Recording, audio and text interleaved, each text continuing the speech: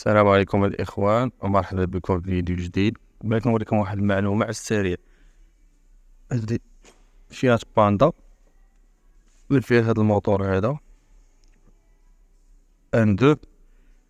بغيت نوريكم الإخوان ملي كتبغي تبدل الكروة ديال الديستريبيسيون، سيرتو في هاد الموتور هذا فيها هاد البولي ديال الأربعة كام فاريابل، ياك. ملي كتبغي تبدلها غير كطراسي هنا ولا شي حاجة، هاديك الإخوان ما خداماش، خاصك ضروري دير ليها هاد لوتي هادي ديال الكالاج باش تفيكسي لك الأربعة كام. علاش؟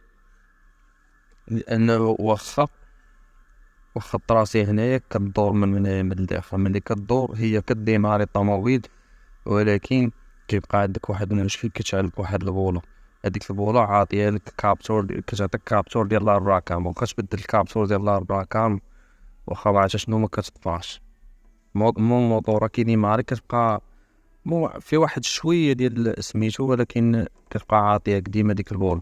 كتقولك المشكل كاين في الكابتور ديال الأربعة كام، هو ماشي الكابتور ديال الأربعة كام، غير هاديك كتحرك واحد شوية، ضروري لوتي.